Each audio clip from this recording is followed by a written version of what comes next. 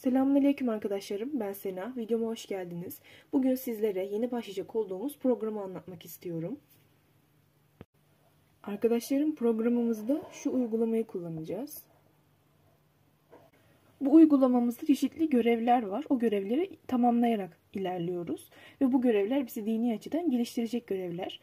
Öncelikle bu uygulamayı telefonunuza veya tabletinize indirmenizi isteyeceğim.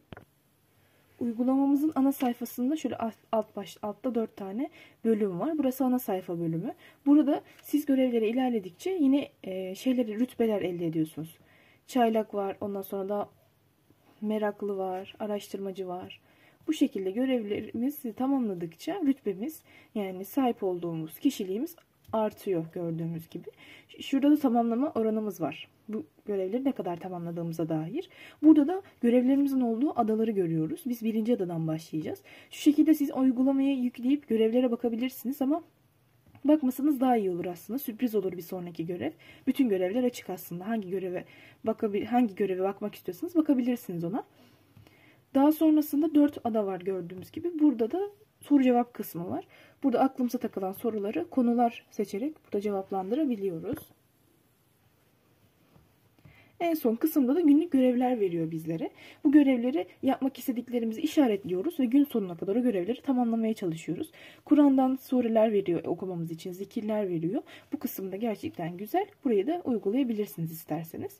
Şimdi biz programımıza başlarken şöyle yapacağız. Bu programımıza 17 Şubat'ta başlayacağız Rabbimin izniyle.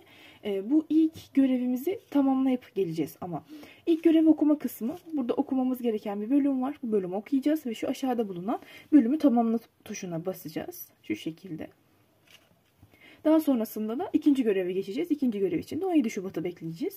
Şöyle bu program için şöyle çok güzel bir program hazırladım. Yani bu ilerleyecek olduğumuz ders serisi için böyle bir program hazırladım. Açıklama kısmında ve topluluk kısmında sizler için paylaşacağım.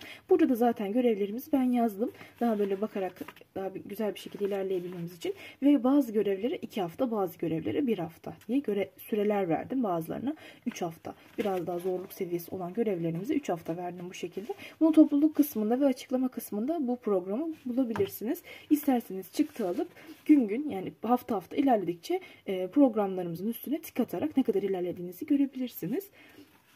Güzel olabilir eğer katılmak isterseniz tabii ki de. Dediğim gibi bu şekilde 1. adadan başlayarak 17 Şubat'ta başlayacağız inşallah. Katılmanızı çok isterim. Katıldığınızı belirten yorumlar beni çok mutlu ediyor gerçekten. Ben bu programa daha önceden başlamıştım ama çok fazla bir istikrar sağlayamamıştım. Yani programın görevlerinin sonuna kadar gelememiştim. Birkaç tane görev yapmıştım.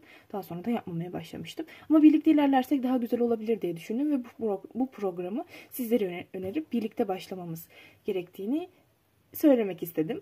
İnşallah faydalı ve verimli bir program olur. Geç keşfeden arkadaşlarım hiç üzülmesin. Nereden başladıysak oradan devam edebilirler. En baştan başlayabilirler. Ben zaten görevlerimizin arasında bayağı bir süre vermeye çalıştım. Çünkü bazı sorunlar olabiliyor. Günlük hayatımızda koşturmalarımız olabiliyor. Bazı görevlerde de bir şey yok. Yani mesela 7. göreve geldiğimizde tebrikler, buraya kadar görevleri tamamladınız diye bir bildiri geliyor. Bir adım var o kısımda da. Bu şekilde 1. adımız 25 görevden oluşuyor gördüğünüz gibi.